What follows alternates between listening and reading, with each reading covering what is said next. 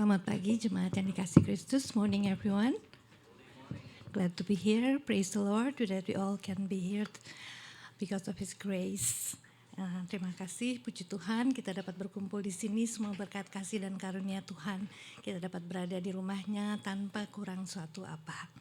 Marilah kita siapkan hati dan pikiran kita sebelum kita mulai ibadah kita dengan bermeditasi di dalam doa. Let us all prepare our heart and mind to enter His holy presence with meditation and prayer. Mari kita mulai.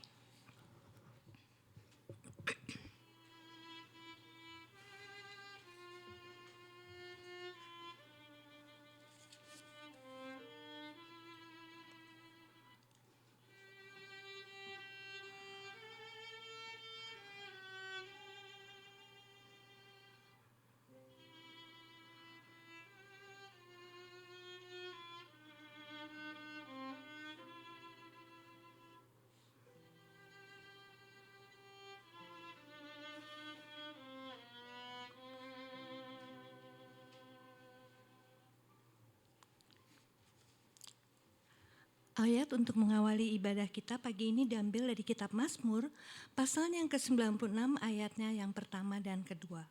Call to worship is taken from the book of Psalm, chapter 96, verse 1 and 2. Saya undang jemaat untuk bangkit berdiri untuk menghormati firman Tuhan.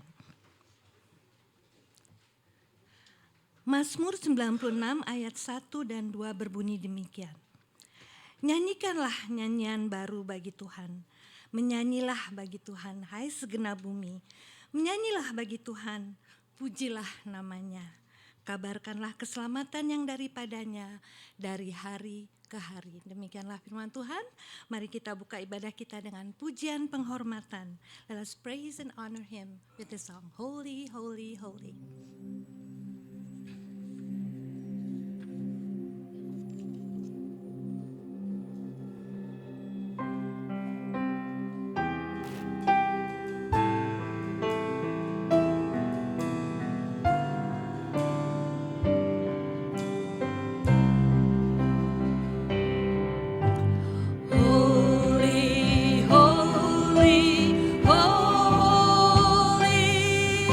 Lord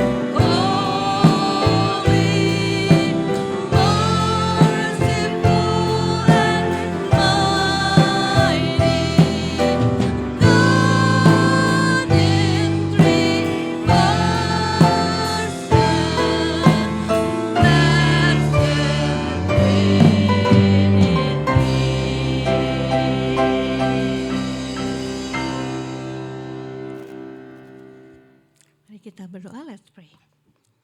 Kudus, kudus, kuduslah Engkau ya Tuhan. Holy are you Lord. Hanya Engkaulah yang maha kuasa dan maha kudus. You are the only one who is mighty and holy, Lord. Hanya Engkaulah yang layak dipuji dan disembah. You are the only one who is worthy to be praised. Kami datang pagi ini dengan penuh rasa syukur. We come to you today with a grateful heart. Kami berterima kasih atas kebaikan-Mu di dalam hidup kami. We thank you for your goodness in our life. Terima kasih untuk segala berkat yang Kau limpahkan pada kami. Thank you for all the blessing that you pour unto us. Kiranya Engkau memberkati dan juga berkenan atas puji dan sembah kami ini ya Tuhan. May you also bless our praise and worship, Lord. Bapa, kami juga siap untuk mendengarkan firman-Mu. Berbicaralah pada kami melalui hamba-Mu, Pendeta Paul. Father God, we're also ready to listen to your word. May you speak to us through your servant, Pastor Paul. Bapa, kami serahkan ibadah kami ini dalam tangan-Mu. We want to lift up our service into your hand. In Jesus' precious name we pray and give thanks. Di dalam nama Tuhan Yesus kami telah berdoa dan mengucap syukur. Amin. Terima kasih, persilakan duduk.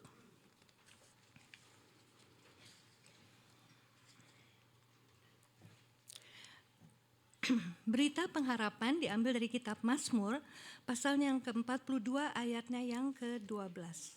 The words of hope is taken from the book of Psalm. In English is chapter 42, in English is verse 11. Saya akan membacakannya, Mazmur 42 ayatnya yang ke-12. Mengapa engkau tertekan, hai jiwaku, dan mengapa engkau gelisah di dalam diriku? Berharaplah kepada Allah, sebab aku bersyukur lagi kepadanya, penolongku dan Allahku. Kita sambut berita pengharapan dengan pujian, betapa baiknya Engkau Tuhan. Marilah kita nyanyikan dengan penuh ucapan syukur. Let us make a joyful noise, for He is good.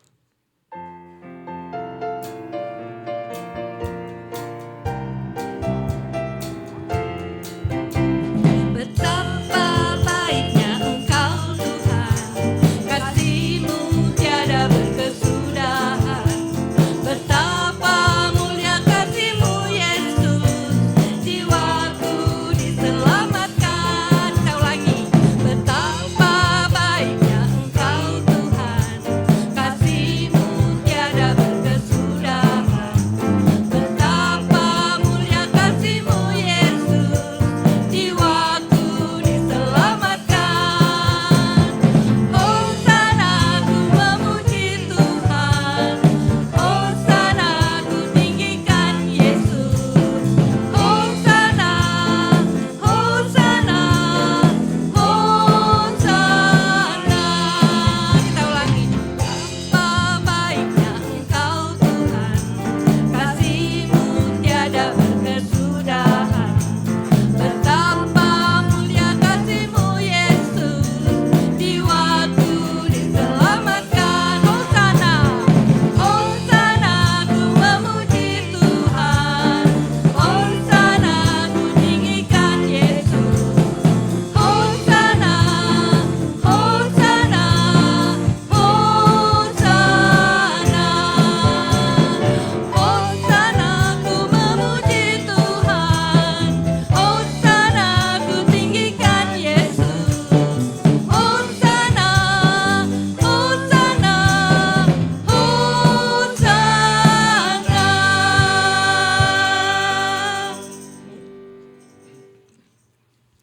Kita akan mendengarkan berita pengampunan diambil dari kitab 1 Tesalonika, pasalnya yang ke-5 ayatnya yang ke-9. The words of forgiveness is taken from the book of 1 Thessalonians chapter 5 verse 9. 1 Tesalonika 5 ayatnya yang ke-9 berbunyi demikian. Karena Allah tidak menetapkan kita untuk ditimpa murka, tetapi untuk beroleh keselamatan oleh Yesus Kristus Tuhan kita. Puji Tuhan. Kita akan memuji Tuhan lagi dengan pujian Tiang Awan, Tiang Api. May this song reminds us that we have a God that is always there when we need Him. Just like a pillar of cloud in the heat of the day and a pillar of fire in the darkest night. Mari kita puji Dia. Tiang awan, tiang api.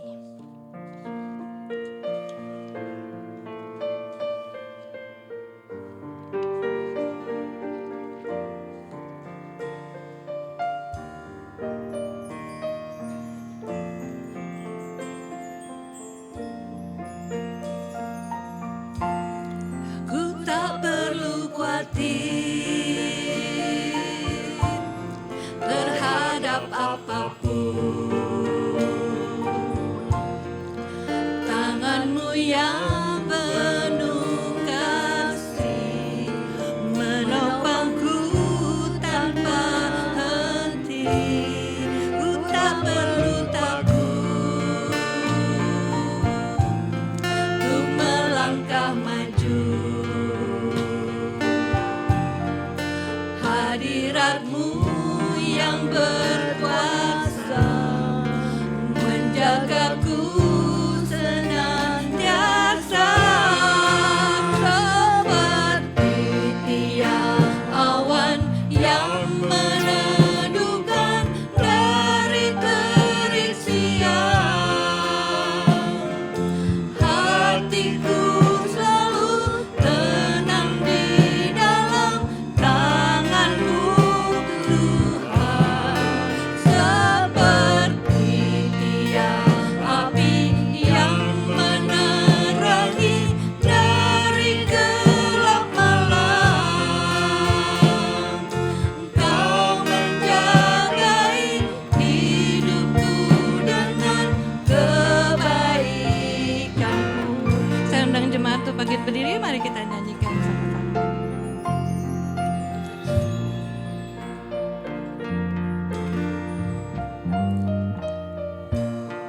Ku tak perlu khawatir terhadap apapun. Tangan-Mu yang penuh kasih menopangku tanpa henti. Ku tak perlu takut untuk melangkah maju. Hadirat-Mu yang berkuasa menjagaku senantiasa, seperti tiang awan yang meneduhkan dari terik siang. Hatiku selalu tenang di dalam tangan-Mu, Tuhan, seperti tiang api yang menerangi dari gelap malam. Kau menjagai hidupku dengan kebaikan-Mu, seperti tiang awan yang meneduhkan dari terik siang. Hatiku selalu tenang di dalam tangan-Mu, Tuhan, seperti tiang api yang menerangi dari gelap malam.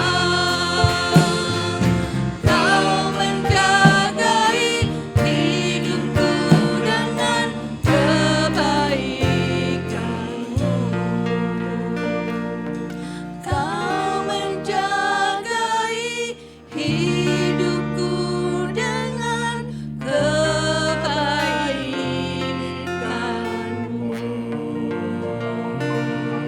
Tuhan Yesus baik, silakan duduk.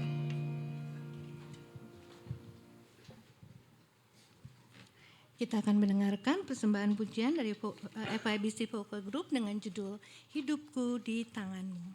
Silakan Vocal Group.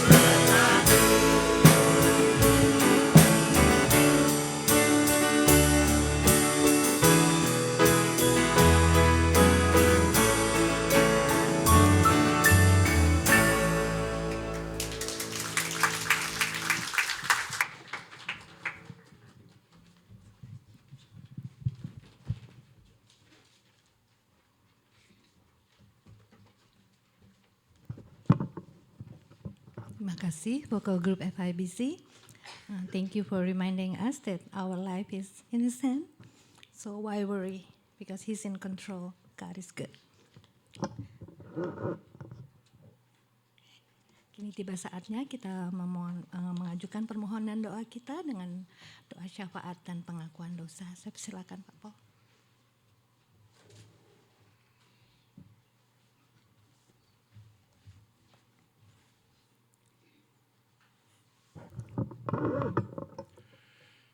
Sebelum kita masuk dalam doa, marilah kita pujikan nama Yesus.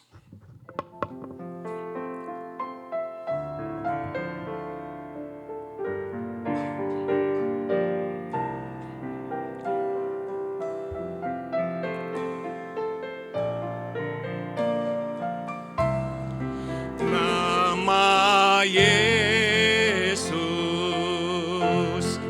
memulihkan,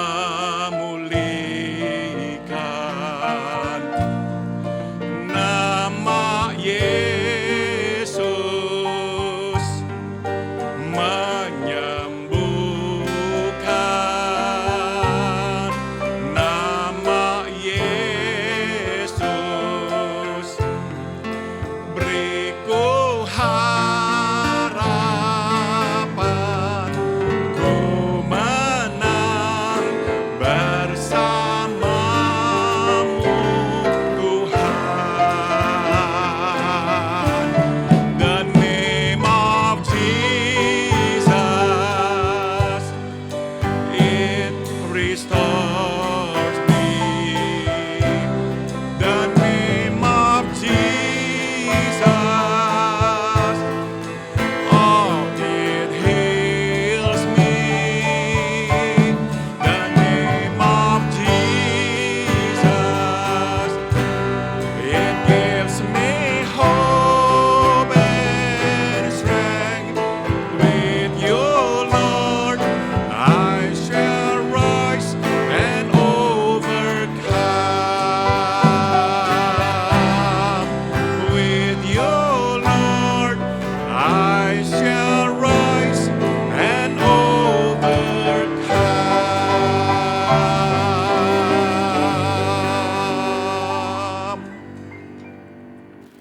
Selamat pagi Bapak dalam surga. Good morning our Heavenly Father. Terima kasih Engkau membawa kami masuk ke dalam rumah-Mu untuk beribadah kepadamu di pagi hari ini. Thank you Father for bringing us into your house to worship you this morning. Kami menengok ke belakang dan kami menaikkan syukur kepadamu atas pemeliharaanmu dalam hidup kami di hari yang lampau. As we look back, we just want to lift up our praise unto you for providing all our needs in the days past. Kami juga naikkan syukur karena tangan Tuhan melindungi kami dari mara bahaya dan selalu menopang kami sehingga kami tidak terjatuh. We are also thankful to you because your hands have always protected us and sustained us that we did not fall. Kami juga naikkan doa kepadamu. Mengakui kami semua orang-orang berdosa. Kami sudah tahu kehendak-Mu, tapi kami tidak selalu melaksanakannya. We also come before you to confess that we are sinners. We knew what your will was, but we did not always obey you. Ampunilah kami. Biarlah dengan darah putra-Mu Yesus yang dicurahkan di kayu salib, Engkau membasuh kami kembali. So we pray, Father, please forgive us our sins. And with the blood of your Son, Jesus, shed on the cross for us, may you wash us clean once again. Dan biarlah di hari mendatang kami hidup seturut dengan kehendak-Mu. And we pray, may in the days to come, we live in accordance to your will. Bapa, kami naikkan doa buat peperangan yang terus berkecamuk, baik di Ukraina maupun di Timur Tengah. Biarlah damai-Mu turun ya Tuhan. Biarlah peperangan ini bisa berhenti. Lord, we pray for the two wars that are raging both in Ukraine and also in the Middle East. We pray, Father, may your peace come. May you stop the war. Bapak dalam surga, kami juga datang Berdoa bagi saudara-saudara kami yang tengah sakit. We also come before you to pray for our brothers and sisters who are ill. Kami terus berdoa bagi saudara kami Budi. Biarlah Engkau memberi kekuatan kepadanya. Dan berilah kekuatan kepada Widya yang merawatnya pula. Lord, we pray for our brother Budi. May you continue to strengthen him. And may you keep Widya strong and healthy as she provides care for Budi. Kami berdoa buat Engkau Pardi. Biar Tuhan juga terus bersamanya dan memberikan kekuatan kepada Encik Sinta yang merawatnya. We pray for our brother Pardi. May you be with him. And may you give strength to Encik Sinta who cares for him. Kami berdoa juga buat Andri. Buat Encik Ina. Supaya Engkau bersama mereka. Memberikan kekuatan terutama kepada Engkau Dave dan Ling yang merawat mereka. We pray Father for Andri. For our sister Ina. May you be with them. And may you give strength to our brother Dave and Ling as they provide care for their loved ones. Kami berdoa buat Tante Elvira, biar Engkau bersamanya, memberikan kekuatan dan kelegaan dari sakit yang dideritanya. We pray for Tante Elvira. May you also be with her. May you relieve her from the pain that afflict her body. Kami juga berdoa bagi Caitlin. Biar Tuhan sembuhkan sehingga dia tidak lagi harus menjalani perawatan. We pray for Caitlin, Lord, that you will hear her so she will no longer need to go through treatment. Kami juga sehati berdoa buat Engkau Ationg, suami dari Yuming. Biar Tuhan bersamanya dalam perawatan di Singapura. Biar Tuhan sembuhkan supaya dia bisa kembali ke sini. We pray for our brother Ationg, the husband of Yuming. May you be with him in Singapore. May you touch and heal him and give him strength so he can come back home again safely. Kami berdoa buat Om Gifong. Biar Tuhan perbaharui semua sel dalam tubuhnya sehingga Om Gifong kembali kuat dan sehat. We pray for Om Gifong.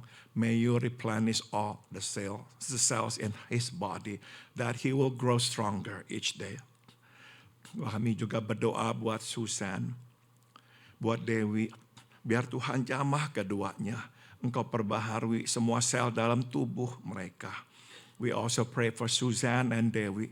May you touch them and replenish all the cells in their bodies, Lord, that they will be strong and healthy.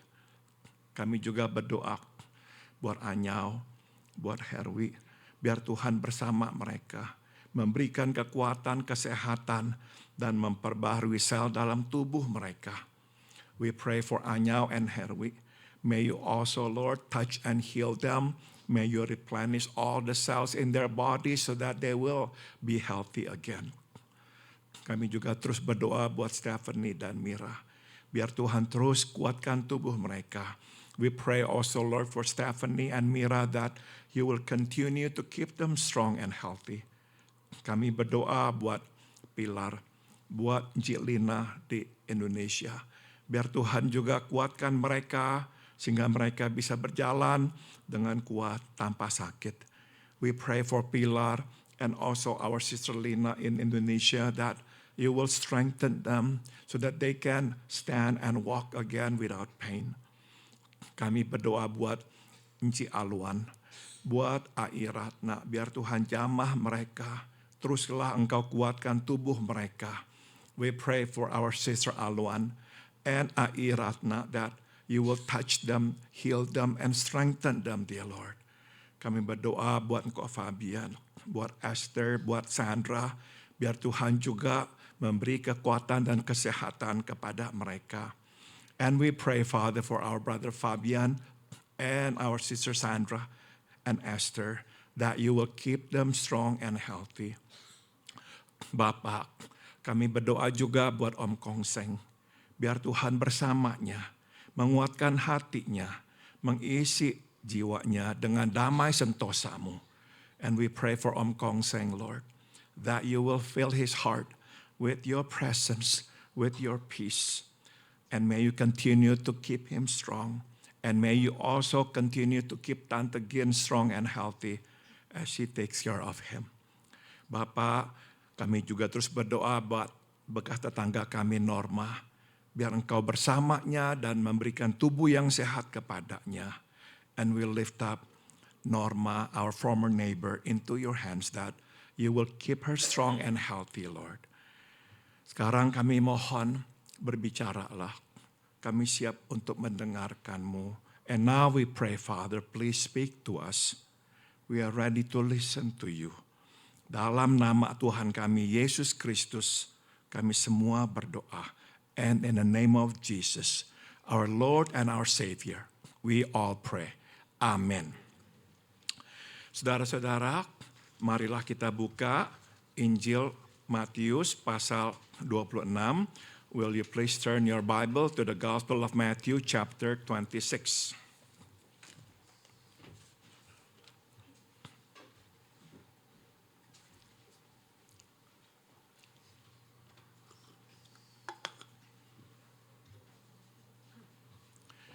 Sebagaimana telah saya umumkan minggu lalu, selama sebulan ini kita akan fokus pada hari-hari menjelang penangkapan dan kematian Tuhan kita Yesus. As I shared with you last week, for the whole month, we will be focusing on the days prior to the arrest and the crucifixion of Jesus our Lord. Marilah kita membaca ayat 17 hingga ayat 25 dengan bangkit berdiri.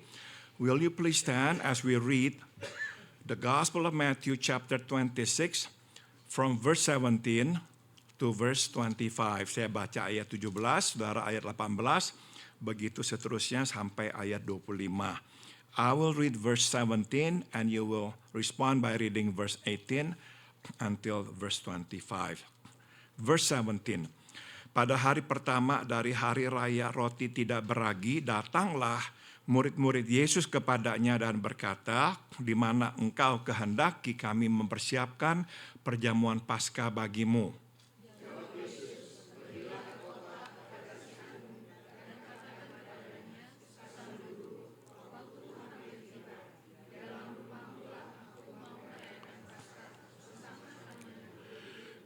Verse 19, lalu murid-muridnya melakukan seperti yang ditugaskan Yesus kepada mereka dan mempersiapkan Paskah.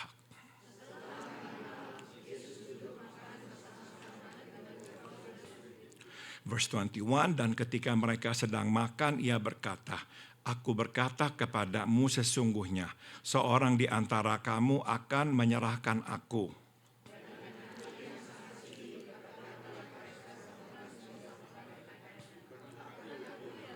Verse 23, ia menjawab, dia yang bersama-sama dengan aku mencelupkan tangannya ke dalam pinggan ini, dialah yang akan menyerahkan aku.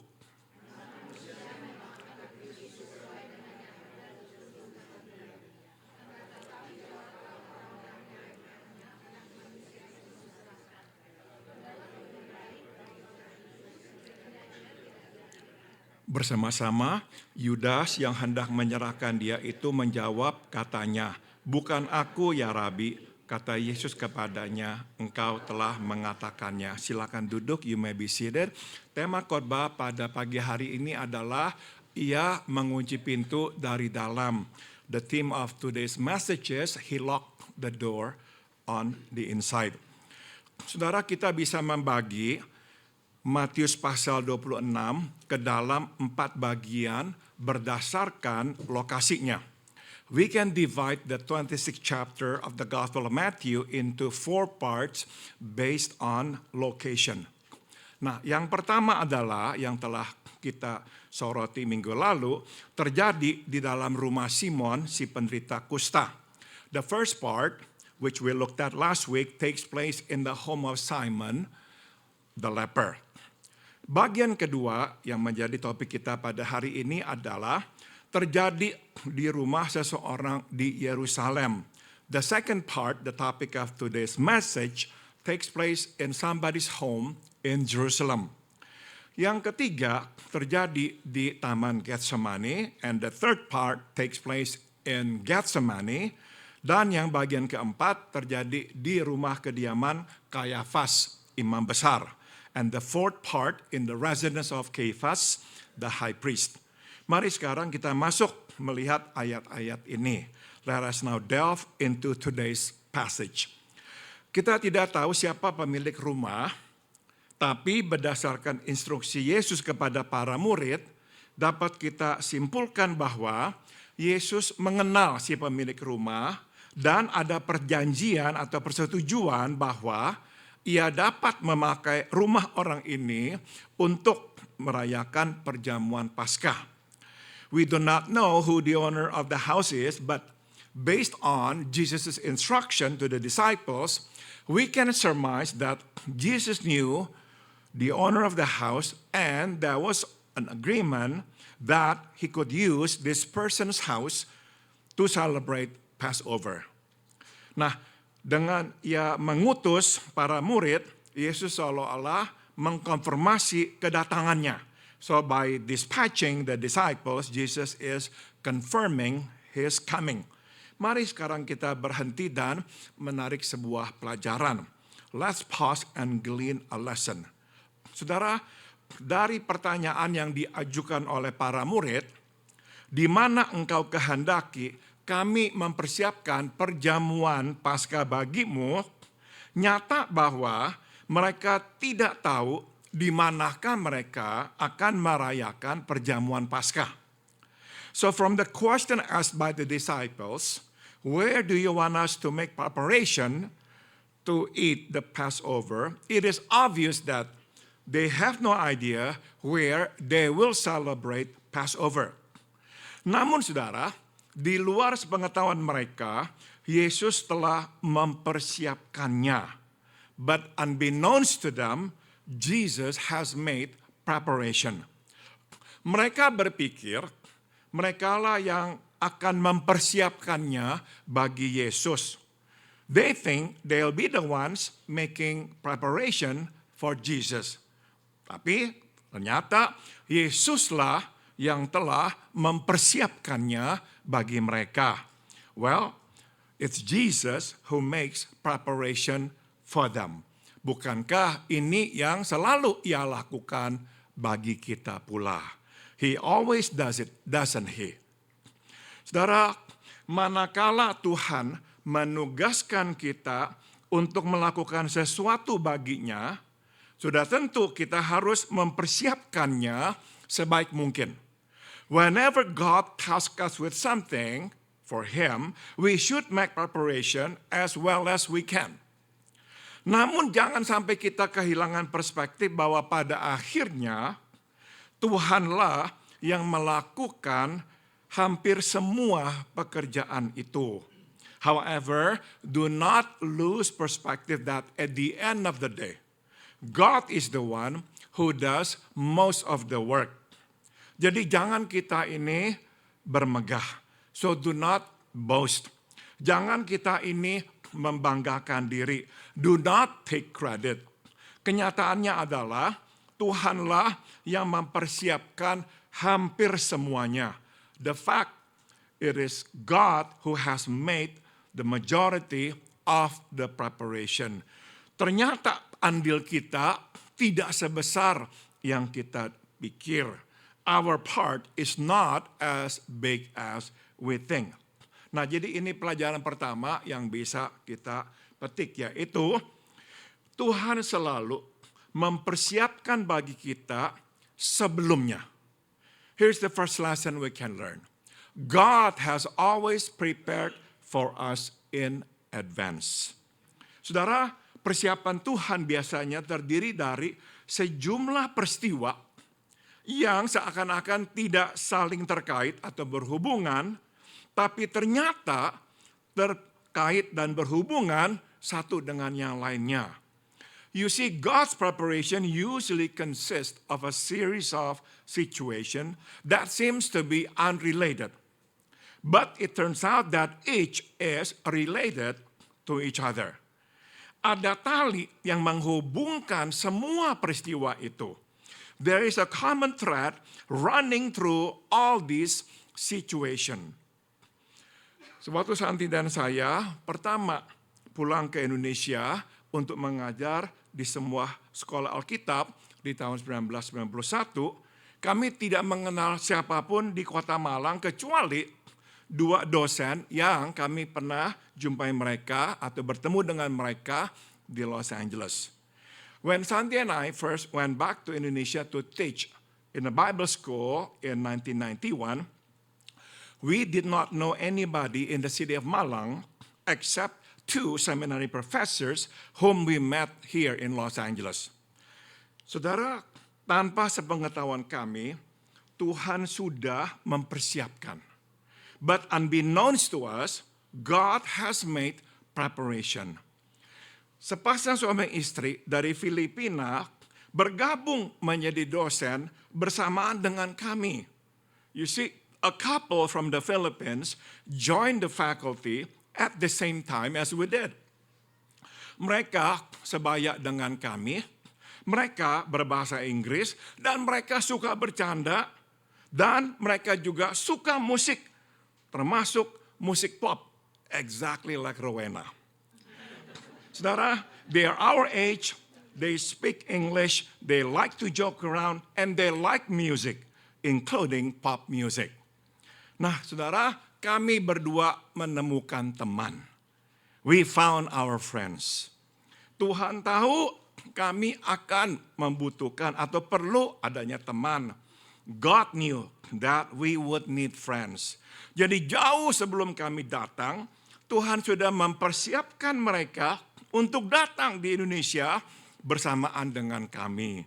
So you see, long before we came, God had made preparation for them to come at the same time as we.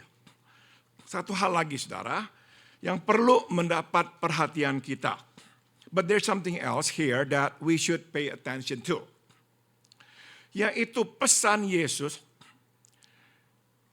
Waktu Yesus meminta para murid untuk menyampaikannya kepada si pemilik rumah itu. It's a message that Jesus instructed the disciples to convey to the owner of the house. Ini perkataannya. Waktuku hampir tiba. This is what he said. My time, my appointed time is near. Saudara, bagi si pemilik rumah, pesan ini besar kemungkinan berarti inilah saatnya Yesus datang menggunakan rumahnya. To the owner of the house, this message simply means that it's now time for Jesus to come and use his house. Tapi kita tahu, yang dibicarakan oleh Yesus di sini adalah waktu kematiannya yang sudah dekat. But we know that what is Jesus is referring to is his time of death. It is near. 2 hari sebelum dia ditangkap, dia memperingati para murid. Namun sayangnya mereka tidak menangkap. 2 days before his arrest, Jesus forewarns the disciples, but sadly, they do not get it. Saudara, ada satu penjelasan mengapa kok para murid tidak menangkap perkataan Yesus ini. There is one possible explanation for the disciples' clueless response. Saudara, bagi mereka, penderitaan tidak ada di dalam buku mereka. You see, to the disciples, suffering is not in their book. Mereka mengikut Yesus untuk bersuka cita, bukan menderita. They follow Jesus for rejoicing, not for suffering. Dengan berjalannya waktu, mereka mengharapkan mereka akan bertambah terkenal, akan makin berpengaruh dan mempunyai lebih banyak pengikut. As days go by, they expect to be more famous, have more influence and followers, dan siapa tahu Yesus akan menjadi penguasa Israel dan mereka akan menjadi pejabat kerajaan. And who knows, Jesus will be the next ruler of Israel and they will be his royal officials. Itulah yang tertulis di buku mereka. Kemuliaan, bukan penderitaan. That's what's written in their book. Glory, not suffering.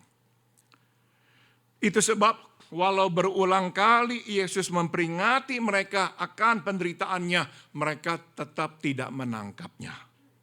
That explains, despite repeated warnings Jesus gives them about his suffering, they remain clueless.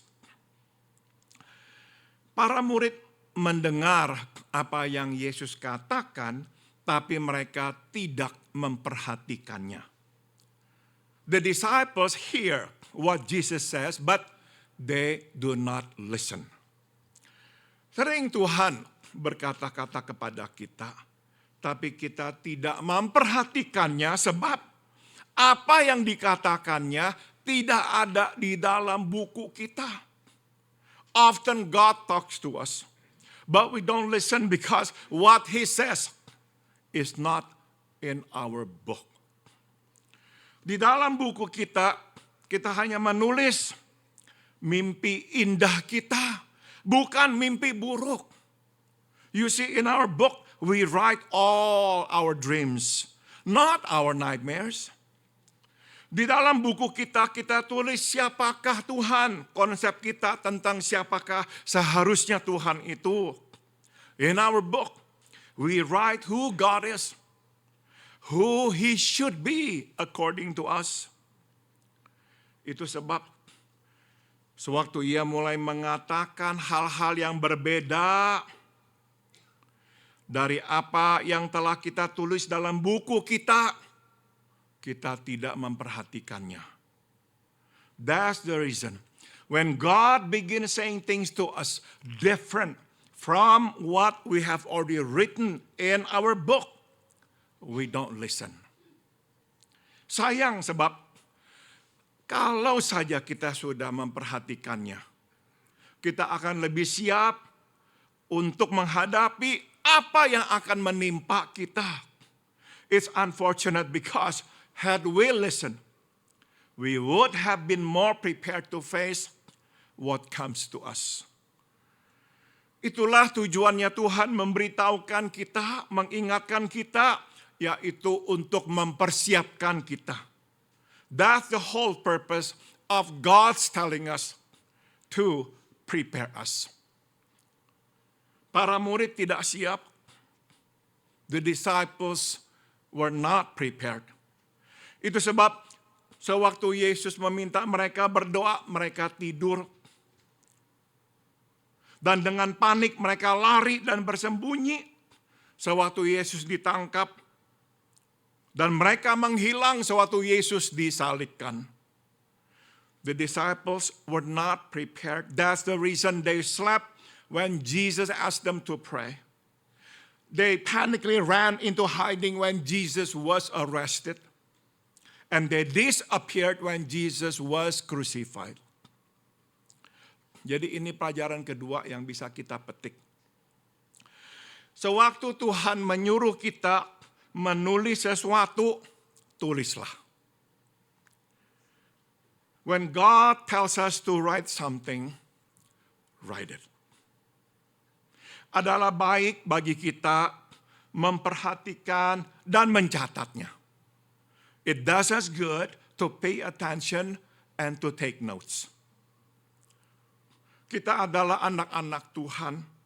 Jadi perhatikanlah suatu Bapa Sorgawi berkata-kata kepada kita. We are children of God, so listen up when our Heavenly Father speaks to us. Dia tidak ingin kita terkejut dan tidak siap. He doesn't want us caught by surprise. Itu sebab dia menyingkapkan rencananya kepada kita. Hence, He reveals His plan to us. Sebagaimana dikatakan di Amos pasal 3 ayat 7, Tuhan Allah tidak berbuat sesuatu tanpa menyatakan rahasianya kepada para hamba-Nya, para nabi. Hence, God reveals His plan to us as stated in Amos 3 verse 7. Surely the Lord God does nothing unless He reveals His secret to His servants, the prophets. Saudara, kenyataan dia memberitahukan kepada kita. Ini menunjukkan dia memegang kendali. The fact that he tells us shows that he is in full control. Kita yang mencatat akan lebih siap menghadapi apa yang datang menimpa kita. We who take notes will be better prepared to face what comes to us. Kenapa, saudara? Kadang sulit memang untuk mencatat yang Tuhan katakan kepada kita. Why is it sometimes so difficult for us to write down what God tells us to write down? Kita tidak mau menerima kenyataan. We do not want to accept the reality. Kadang ini sesuatu tentang diri kita. Tuhan berkata-kata, inilah kamu. Kita tidak mau mencatatnya sebab bagi kita ini realitas yang tidak suka kita ketahui tentang diri kita. Sometimes God says something to us about us. But we don't like it because we have a different idea of who we are. So when he says something to us about us, we don't take notes. We disregard it. Kadang Tuhan berkata-kata tentang orang, terutama orang di sekitar kita yang dekat dengan kita, menyadarkan kita siapakah atau apakah orang-orang ini. Sometimes God tells us something about other people around us, especially those who are close to us, to make us realize and see who they are and what they really are. But we don't want to accept it. Kita tidak mau menerima atau melihatnya. Jadi kita tidak mencatatnya. So we don't take notes. Barang siapa tidak mencatat akan terkejut dan kalang kabut. We who do not take notes, who refuse to accept the reality, will be shocked, will be caught off guard, and we will not be prepared to face it.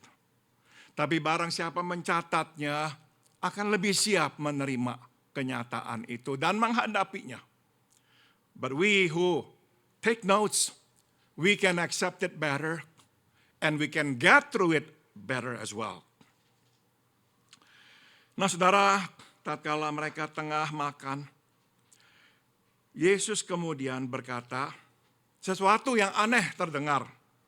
It is while they are eating, Jesus says something strange. Seorang di antara kamu akan mengkhianati aku.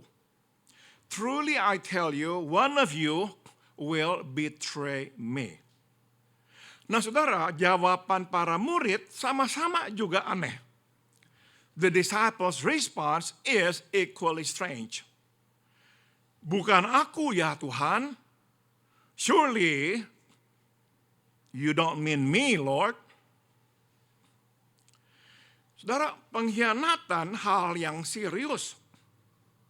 Mengapa kok mereka seakan-akan tidak mengerti, tidak menangkap keseriusan peringatan ini? You see, betrayal is a serious matter. But how come they don't seem to understand the gravity of the situation? Ada yang terhilang di sini. Something is missing here. Walaupun Alkitab tidak memberi penjelasan kepada kita, tapi dapat kita simpulkan alasan mengapa para murid tidak memberi reaksi yang lebih keras. Sewaktu Yesus berkata, salah seorang di antara kamu akan mengkhianati aku, adalah karena bagi para murid, kata berkhianat berarti meninggalkan kelompok. Meninggalkan Yesus. Bukan menyerahkan Yesus kepada para pemuka agama untuk ditangkap. Even though the Bible does not give us the explanation, we can surmise that the reason the disciples did not react more forcefully to what Jesus said, that one of them would betray him, was because to them, the word betray meant leaving the group. Leaving Jesus, not giving him up, to the religious leaders to be arrested. Saudara, salib tidak ada dalam pikiran mereka. You see, the cross was not in their minds. Jadi, tidak mungkin mereka membayangkan pengkhianatan sebagai tindakan menjual Yesus kepada para imam. Because the cross was not in their mind yet, so there's no way they thought of betrayal as an act to sell Jesus out to the priest. Ini menjelaskan mengapa sebagai tanggapan terhadap perkataan Yesus, jawaban mereka hanyalah, bukan aku ya Tuhan. This explains why in response to what Jesus said, their reply was only, you don't mean me, Lord. Saudara, mereka tidak dengan tegas menyatakan, aku tidak akan mengkhianatimu ya Tuhan. Sama seperti Petrus pernah mengatakan hal itu. You see, they did not categorically declare, I will never betray you. Like Peter once said.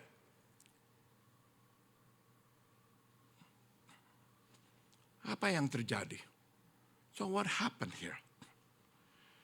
Seperti kita, para murid adalah orang biasa. Like we, the disciples were ordinary men. Mereka telah mengikut Yesus selama 3 tahun. They had followed Jesus for 3 years. Ya, jumlah mereka bertambah. Dan Yesus melakukan hal-hal yang luar biasa. Tapi hidup mereka tetap sama. Yes, they were growing in numbers. Yes, Jesus was doing a lot of great things, but their lives had remained the same. Kita tahu Petrus sudah berkeluarga, tapi kita tidak tahu dengan yang lainnya. We know that Peter had a family, but we don't know about the others. Bila kita berada di posisi mereka, kita sudah tentu mulai berpikir, selanjutnya apa?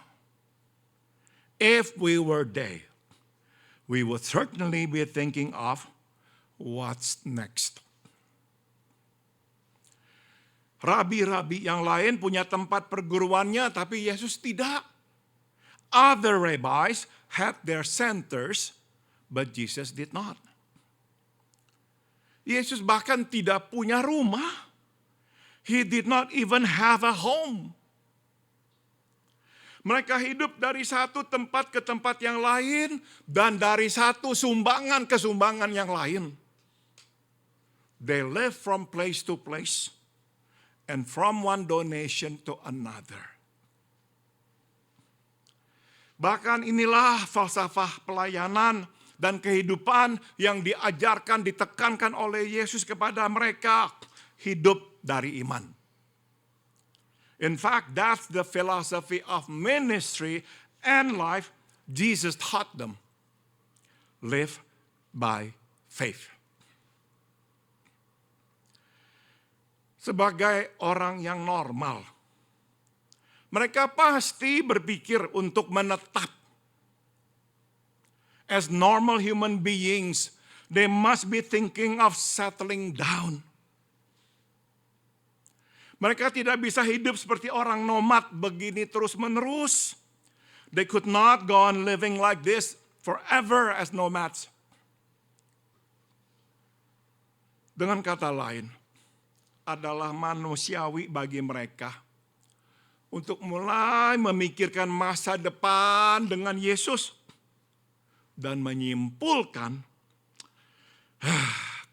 masa depan dengan Yesus kok tidak terlalu cerah. Simply put, it's human for them to think about the future with Jesus and to conclude that the outlook was not so great. Maka masuk akal. Suatu Yesus berkata, satu di antara mereka akan mengkhianatinya. Mereka tidak bisa dengan tegas berkata, saya tidak akan mengkhianatimu. Hence, it makes sense when Jesus said that one of them would betray him, they could not affirmatively answer, no, I will not betray you. Kenapa? Why?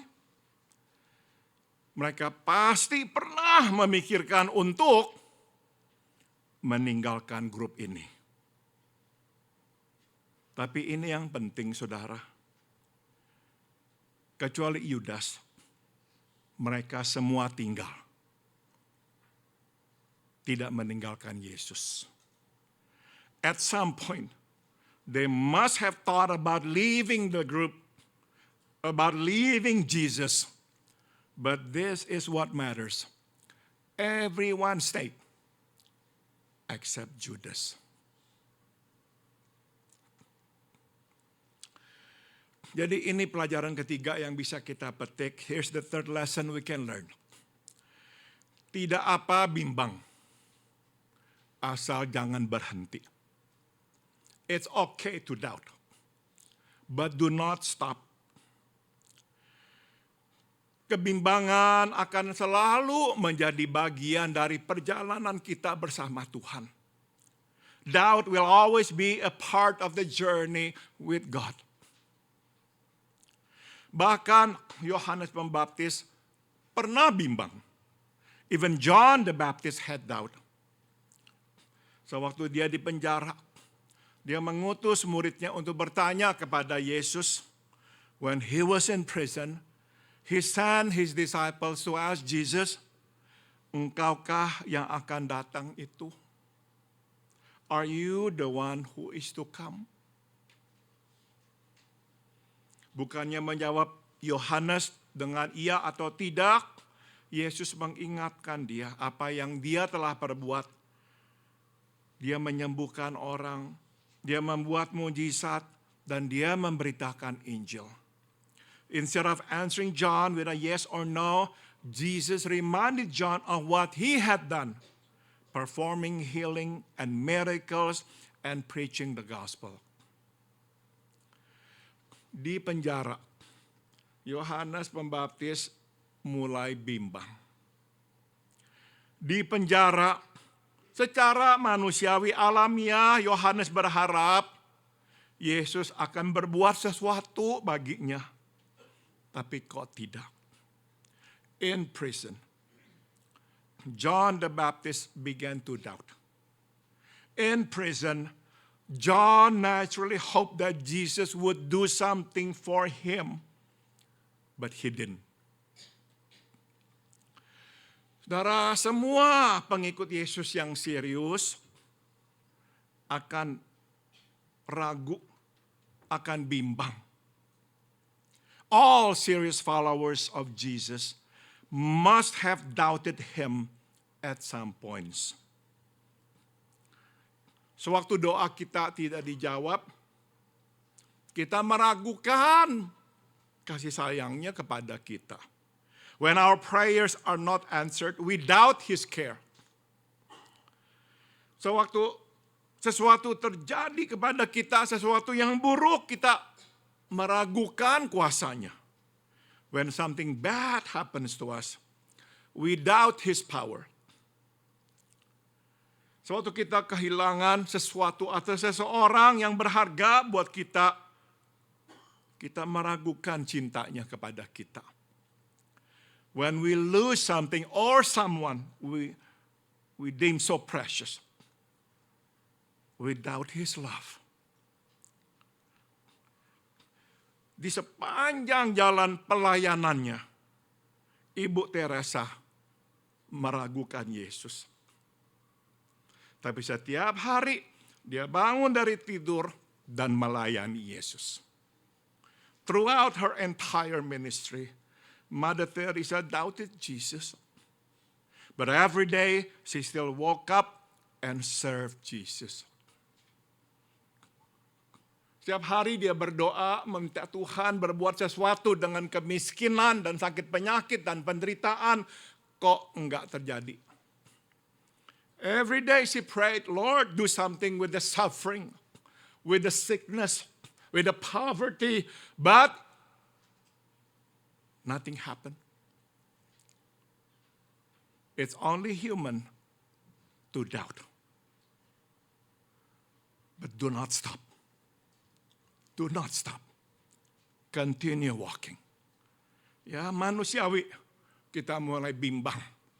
Tapi jangan berhenti. Terutama jangan meninggalkan Tuhan. Jalan terus. Jalan terus. Yesus kemudian berkata, Dia yang bersama dengan aku mencelupkan tangannya ke dalam pinggan ini. Dialah yang akan mengkhianati aku. Jesus then says, the one who has dipped his hand into the bowl with me will betray me. Saudara, pada perjamuan Paskah orang Yahudi akan memakan roti dan mencelupkannya ke dalam pinggan yang berisikan saus. Ya, at Passover, the Jews eat bread and dip it into a bowl of sauce. Singkat kata, mereka berbagi roti dan berbagi pinggan itu. In other words, they share the bread and the bowl of sauce. Jadi yang Yesus katakan di sini adalah bahwa yang akan mengkhianatinya adalah salah seorang dari mereka yang tengah makan bersamanya. So Jesus is simply emphasizing the point that one of them who is eating with him will betray him. Sambung. He continues, anak manusia akan pergi seperti yang telah tertulis tentang dia, tapi celakalah orang yang mengkhianati anak manusia, adalah lebih baik bagi dia jika dia tidak pernah dilahirkan. The Son of Man will go just as it is written about him, but woe to that man who betrays the Son of Man. It would be better for him if he had not been born. Di menit terakhir, Yesus masih memperingati Yudas. Walau dia tahu, Yudas sudah mantap hati untuk menyerahkan dia ke tangan para imam. At the last minute, Jesus still warns Judas, even though he knows that Judas is resolute, to give him up to the priest. Yudas tahu bahwa Yesus mengarahkan peringatan ini kepadanya. Judas knows that Jesus is directing this warning to him. Itu sebab dia bertanya, tentulah bukan aku ya Tuhan atau Rabi. He asked, surely you don't mean me, Rabbi. Yesus tidak menjawab, ya engkau adalah orang itu. Dia hanya menjawab, engkau telah mengatakannya. Instead of saying, yes, it's you, Jesus just replies, you have said so. Saudara, dari jawaban Yudas, kita bisa melihat pengerasan hatinya. From Judas's response, we can see the hardening of his heart.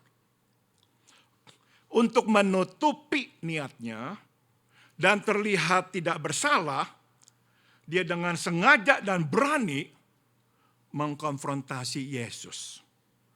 To cover up and to look innocent, he deliberately and boldly confront Jesus. Surely you don't mean Lord. Surely you don't mean me, Rabbi. Singkat kata, untuk mengalihkan fokus pada dirinya, Yudas seolah-olah memukul bola kembali ke lapangan Yesus. In other words, to deflect focus on himself, Judas is like hitting the ball back to Jesus' court. Bukankah itu yang sering kita lakukan? That is what we often do, don't we? Bukannya mengakui andil kita, bagian kita, kita berbalik dan menyalahkan orang lain, bahkan menyalahkan Tuhan. Instead of admitting to our part, we turn it around and blame it on somebody else, even on God. Inilah dosa Adam dan Hawa. This was the sin of Adam and Eve. Sebelum saya akhiri, saya akan tinggalkan saudara dengan perenungan berikut ini. Before I conclude, let me leave you with this thought. Dari semua hari, Yudas memilih hari perjamuan Paskah. Hari terkudus, tersuci dalam kalender orang Yahudi untuk menyerahkan Yesus. Out of all days, Judas chooses Passover, the holiest day in the Jewish calendar, to turn Jesus in. Kita dapat berkata bahwa peringatan Yesus membuat Yudas tidak nyaman. Sehingga di saat itu dan di sanalah dia memutuskan untuk menyerahkan Yesus. We can say that Jesus' warning makes Judas so uncomfortable that he right there and then decides to give Jesus up. Bahkan Injil Yohanes memberitahukan kita, di saat itulah iblis masuk ke dalam dirinya. In fact, the Gospel of John tells us it's then that Satan enters him. Atau kalau kita pandang dari sudut yang lain, kita bisa berkata, di hadapan yang kudus, Yudas menjadi begitu resah, sehingga dia membuka dirinya kepada iblis untuk masuk. To see it from another angle, we can say in the presence of holy, Judas becomes so uneasy that he opens himself up to Satan to enter. Di hadapan yang kudus, yang jahat menampakkan rupa terburuknya. In the presence of holy, evil shows its ugliest form. Yang jahat tidak pernah nyaman di hadapan yang kudus. Yang jahat senantiasa berusaha melenyapkan yang kudus. Evil is never comfortable in the presence of holy. It always seeks to eliminate holy. Yudas seharusnya tidak harus menjual Yesus, kan? Dia tidak suka, ya udah tinggalkan Yesus, tinggalkan grup ini. You see, Judas need not sell Jesus, no. If he didn't like it, he could have just left the group.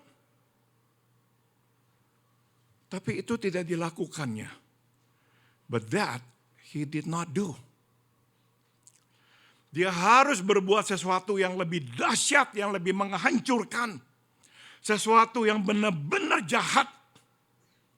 Dia harus melenyapkan Yesus. He had to do something more destructive. Something really evil.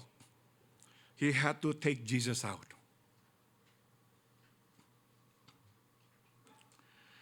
Saudara, kita mungkin berpikir bahwa orang jahat sebetulnya mau ke sorga, tapi kemudian dihentikan oleh Tuhan.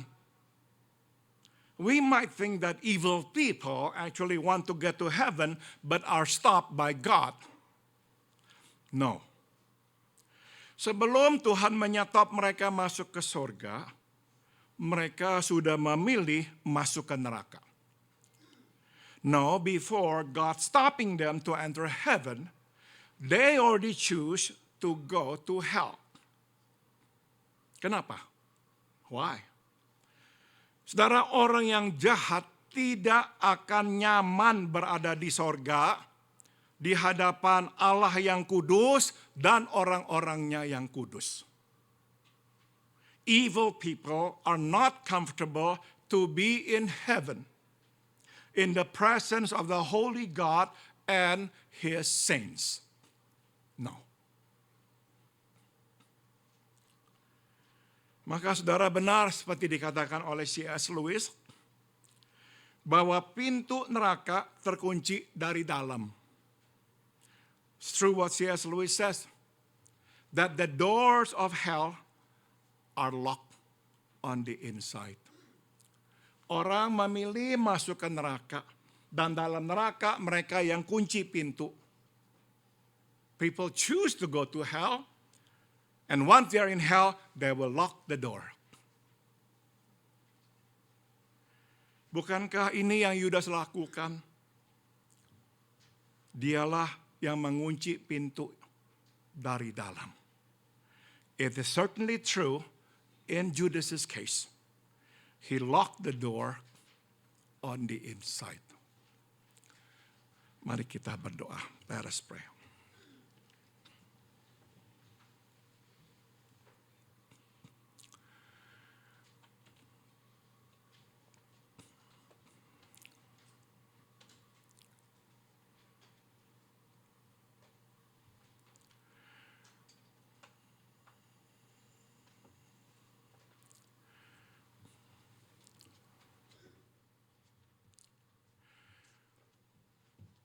Spirit of the living God, fall afresh on me.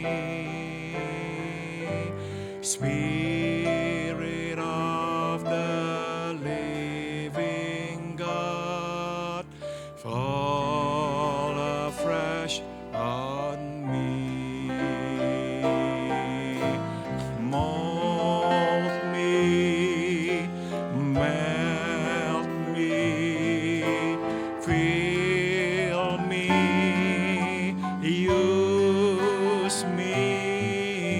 Spirit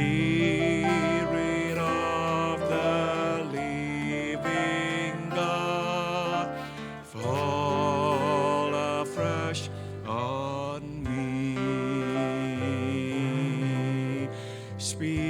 Spirit of the living God, fall afresh on me.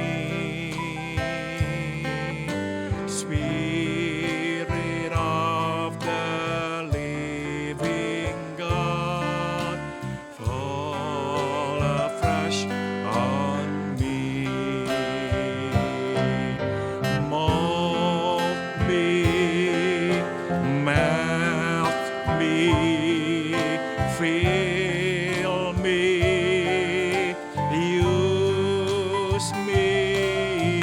Spirit of the living God, fall afresh on me.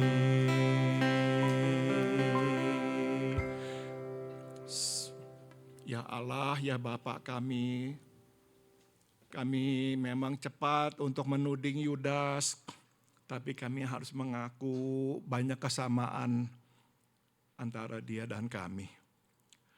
It's so easy, Lord, for us to point our fingers at Judas, forgetting that we do share a lot of similarities. Kadang kami juga memikirkan apa selanjutnya mengikut Yesus. At times we do think, Lord, what's next? After following you all this time, after making all these sacrifices, what's next? Setelah berbuat baik, hidup saleh, apa selanjutnya? After living holy and do good, what's next? Bapak, tolong kami setia meskipun kadang kami bertanya dan ragu. So we pray, please help us be faithful even though there are times we doubt you. We ask questions. Help us to stay, to finish this journey. Dalam nama Tuhan Yesus kami semua berdoa. In the name of Jesus we all pray. Amin. Segala perkara dapat ku tanggung di dalam Dia yang memberi kekuatan. Tuhan Yesus penolong dan sahabat. Tetap percaya Tuhan setia. Segala perkara dapat ku tanggung di dalam Dia yang memberi kekuatan. Tuhan Yesus penolong dan sahabat. Tetap percaya Tuhan setia. Tetap percaya.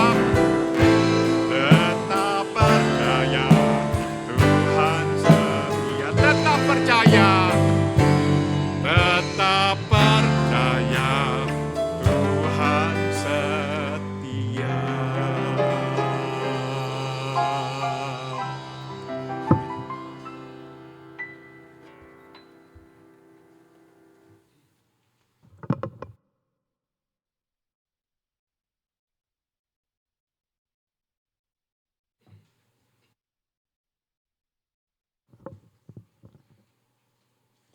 Terima kasih Pastor Paul untuk firman Tuhan yang telah kita dengarkan tadi. Jangan sampai kita mengeraskan hati kita. Don't harden our heart. Let's open our heart to Jesus to come into our heart. Mari kita sambut firman Tuhan dengan pujian He Will Carry You.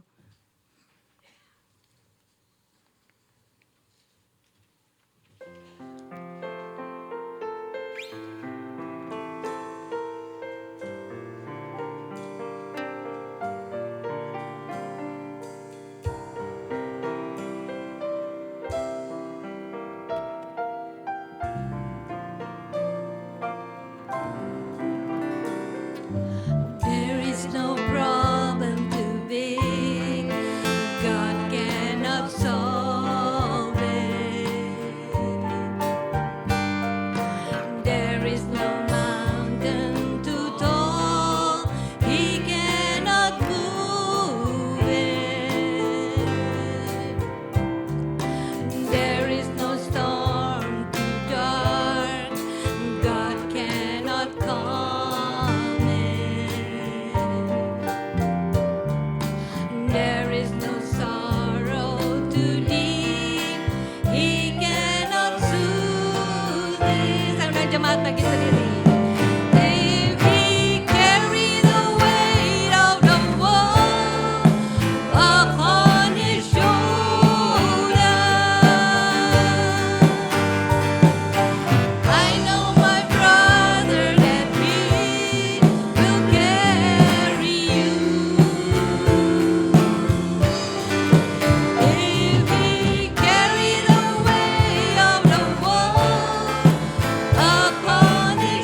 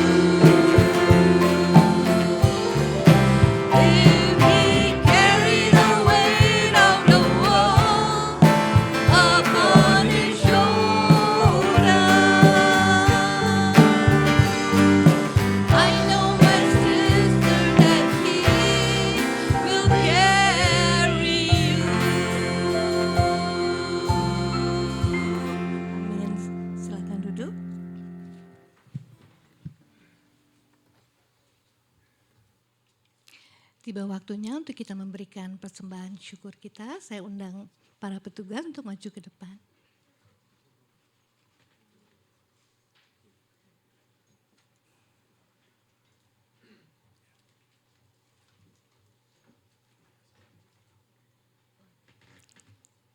Saya boleh minta kesediaan Saudara Inga untuk berdoa.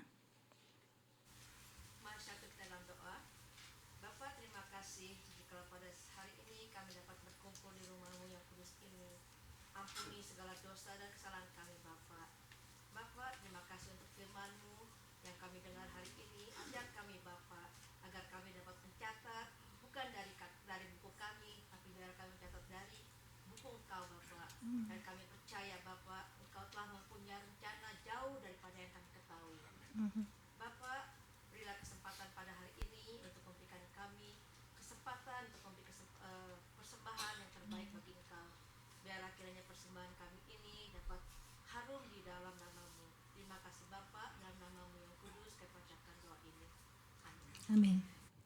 Sambil kantong persembahan dijalankan, kita akan mendengarkan persembahan pujian oleh FIBC Country Duo, Bu Santi dan Bu Devi.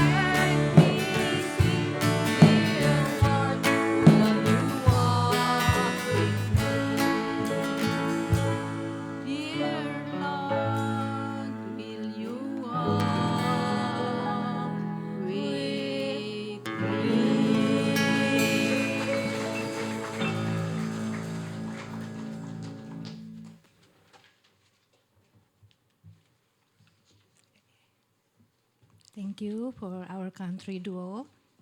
Ya, mengingatkan kita hanya dapat menjalani hidup ini apabila kita berjalan bersama Tuhan. Ya. Sebetulnya kita akan mendengarkan kesaksian tim misi oleh David Brandon, tetapi beliau berhalangan, jadi mungkin kita reschedule. Next time he will come. So kita akan lanjut dengan acara perkenalan daripada Joshua Lim Chang. Saya ingin mengundang Diaken Enge Mulia Patera untuk memperkenalkan pastor kita.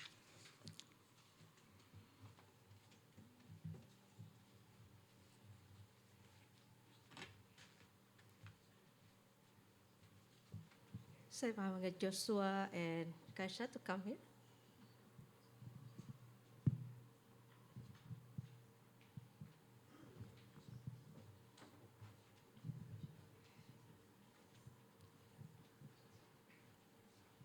Selamat siang saudara-saudara terkasih dalam Kristus. Izinkan saya untuk memperkenalkan Pastor Joshua Lim Chang bersama istrinya Kaisha Lim Chang. Seperti yang saudara ketahui, Joshua Lim Chang adalah mantu dari Shafi and Pauline. Dan juga cucu dari Tante Barbara dan almarhum pendeta John Lim yang pendiri dari gereja ini. Gereja kita diberkati karena Pastor Joshua akan melayani gereja kita dan akan menjadi salah satu pastor di gereja ini.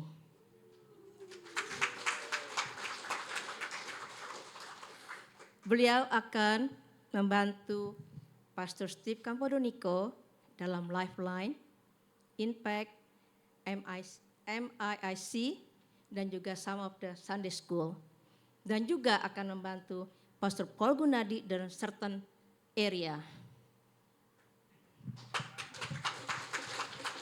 Seperti yang kita ketahui, Pastor Joshua telah menjadi pastor selama lebih dari 7 tahun. Beliau melayani anak-anak muda, remaja, youth, untuk mengarahkan anak-anak muda kita lebih dekat dan mengenal Tuhan. Biarlah kiranya dengan kedatangan Pastor Joshua Lim di gereja ini bersama dengan Pastor Steve Campodonico dapat terus membimbing anak-anak di gereja kita menjadi taat dan setia pada Tuhan. Karena kita tahu anak-anak muda adalah masa depan gereja kita, ya kan? Mereka adalah future untuk gereja kita.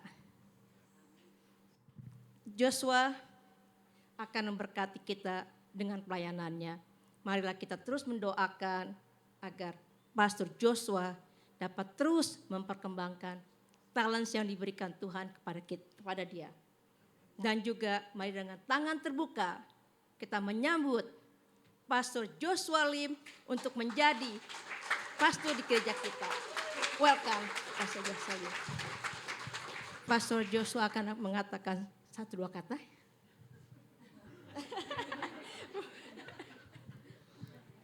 Hello. So I knew I might be sharing a few words, and so I made sure to organize a few of my thoughts so that I wouldn't ramble. But I'm very, very thankful. I'm so thankful and humbled to be invited and welcomed into this church to serve here at FIBC as an associate pastor. And whenever someone asks who I am or who I will be serving or what I'm going to be doing, I just say yes. I just reply yes because I get to connect with every generation of this church right now and get connected with many of the ministries here at this church, and that's something that I have the privilege of doing, and so I look forward to building a lot of trust and relationships in all of those areas and whatnot. But I want to say that Carissa and I, when I first moved down to LA, we were both so anxious actually because, and we were open. We were anxious and open, and let me explain that. We were anxious because we love this church so much, and it means so much to Carissa and to her family. But we didn't know if God was going to be calling us to serve and be somewhere else. But yeah, we were open because wherever God leads us, we will listen and we will follow. And that was something that we had to hold openly with open hands. And so, yeah, so that was this past season. And so I know that Carissa's grandpa and many of you knew John, who had, he had personally invested into many of your lives. And you guys are the ones that have been, at this church and part of this community and serving together and living life together and walking together. And so, yeah, we would have been very, very sad to leave. But now we just have like the season of gratitude and thankfulness. And it's like this moment of things being full circle because now we get this opportunity to intentionally serve and to intentionally love, and along with many people that we consider, our aunts and uncles, our grandmas and grandpas, many people that we would consider friends and extended family, that we get to serve alongside with you all and stay here. And so we're so thankful, we're so happy, and we know that we're not perfect, we're very human. I don't even know that much Indonesian, just like I didn't know that much Cantonese when I was serving at my previous church. But we're here to humbly serve. We're here to love and care as God loved us as best we can, and we're here to point people to Jesus. I just want to share 2 verses before we move on with our service. Psalm 20 says that some trust in chariots and some in horses, but we trust in the name of the Lord our God. In Proverbs 16, it says, in their hearts, humans plan their course, but the Lord establishes their steps. These 2 passages reminded me that while there are resources and that there are plans that we have, we're ultimately on the path that God has for us. And so in whatever we do, we should honor God with everything, not just for our source of strength, but also in how we do things. And so I hope to lead by example and to follow Jesus and follow the way of Jesus well, and that we can embrace this together as a community, that we would trust in God in not just the path and the steps, but also that we would honor him with everything that we do. So thank you. Terima kasih. Thank you, Pastor Joshua. Icha, would you like to say something first? Oh, I wasn't preparing on saying anything, but sincerely, thank you so much. This church means so much to us, and I grew up here, and I'm so thankful that you have entrusted us to be part of your family for another season.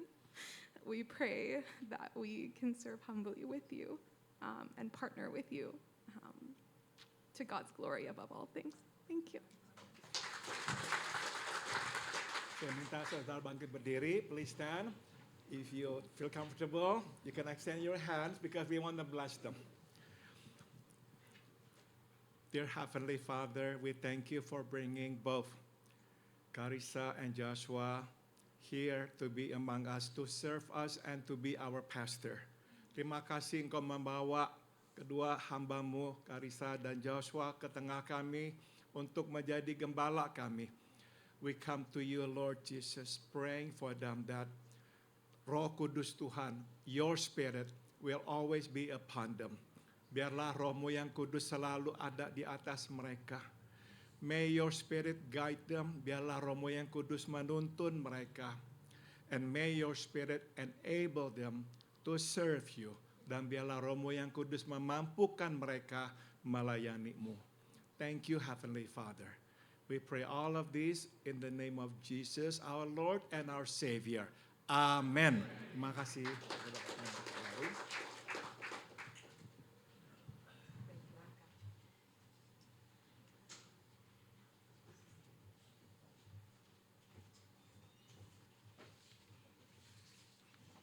Praise the Lord.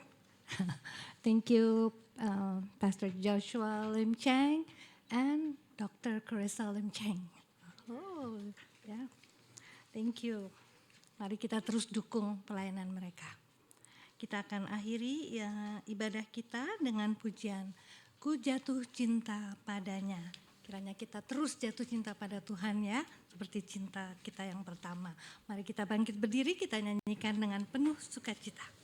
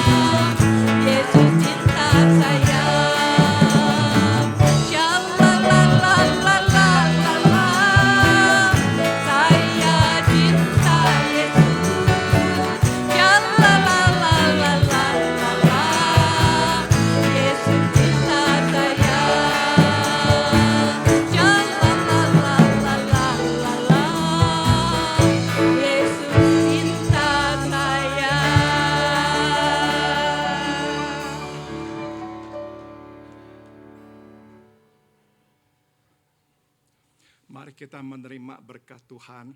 Let us receive the benediction. Biarlah kasih karunia dari Tuhan kita Yesus Kristus, may the grace of our Lord Jesus Christ, biarlah kasih tak berkesudahan dari Allah Bapa, may the unceasing love of God the Father, dan biarlah persekutuan dari Roh-Nya yang kudus beserta dengan kita sekalian, and may the fellowship of His Holy Spirit be with us all, dari sekarang sampai kita berjumpa dengan Tuhan kita Yesus di sorga nanti, from now on until we see Him face to face in heavens above. Amen.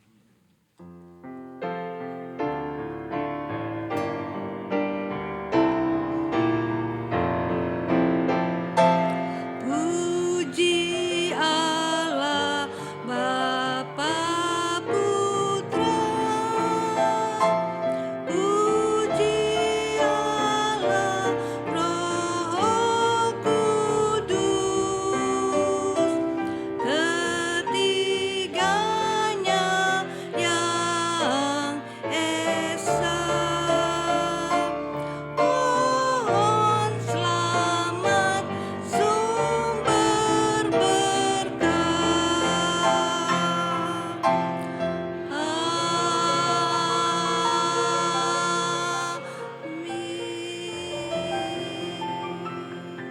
Amin. Jemaat saya persilakan duduk.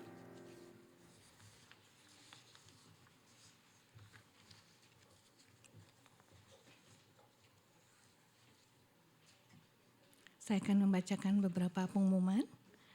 Sekali lagi, selamat datang dan selamat melayani kepada Pastor Joshua Lim Cheng.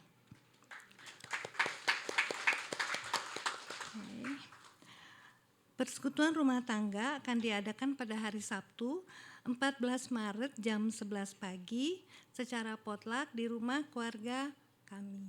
Ya, Roni dan saya. Ya, datang ya. Kita bersekutu bersama. Saya mengharapkan kedatangan Bapak Ibu sekalian.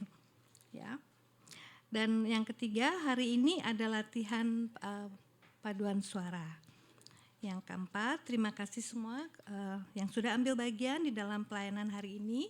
Tuhan memberkati. Dan juga kami ingin mengucapkan selamat datang bagi saudara yang baru pertama kali datang. Apakah ada the first timer? Ada? Tidak ada ya, semua wajah-wajah lama. Terima kasih wajah yang setia. Dan sekarang kami ingin mengucapkan selamat hari ulang tahun yang pertama kepada Jaden Stevenson Lim, tanggal 13 Maret. Ini namanya Stevenson karena anaknya si Stevenson, ya. Katanya, kata dia, kata Steven. Oke. Oh, Steven nggak ada ya di sini. Ada ya? Oke. Dan yang kedua, Ahwa Pratama 14 Maret. Ahwa, you better come to my house ya, tanggal 14 Maret. Ya, kita celebrate sama-sama ya. Oke. Oke. Untuk kehadiran dan pelayanan minggu depan semua akan dapat dibaca di sana. Mungkin kalau ada Pastor Joshua Lim Cheng, mungkin bisa Pastor Joshua Lim ada di sana? Oh, can you like call them so we can stand in front with Pastor Paul so everybody can greet him. Oke, mari kita akhiri ibadah kita dengan doa. Mari kita berdoa. Bapa di surga, terima kasih atas penyertaan-Mu sepanjang ibadah tadi. Father God, we thank you for your presence. We thank you also for your word. Terima kasih atas firman-Mu ya Tuhan. Tolong kami ya Tuhan untuk selalu membuka hati kami agar Engkau boleh tinggal di dalam hati kami. Jangan keraskan hati kami ya Tuhan. Help us Lord to always open our heart so you can stay in our heart. Please don't harden our heart. Bapak, kiranya Engkau berkati juga persekutuan kami nanti, juga makanan yang akan kami santap. Bless our fellowship and also bless the food that we're about to eat. Berkati ya Tuhan tangan-tangan yang menyediakannya. Bless those who prepare the food. Berkati juga orang-orang yang tidak mempunyai makanan untuk disantap hari ini. Jadikan kami penyalur berkat bagi orang-orang yang kekurangan. Bless also those who doesn't have any food to eat. May you make us a channel of blessings to the needy ones. Bapa, kami serahkan sisa hidup kami di dalam tangan-Mu. Kiranya Engkau boleh selalu memakai kami sebagai alat-Mu. Father God, we want to surrender our life into your hand. May you use us as your instrument, Lord. Thank you, Jesus. In your precious name we pray and give thanks. Terima kasih Tuhan Yesus. Di dalam nama-Mu kami telah berdoa dan mengucap syukur. Amin. Ibadah selesai, selamat hari Minggu.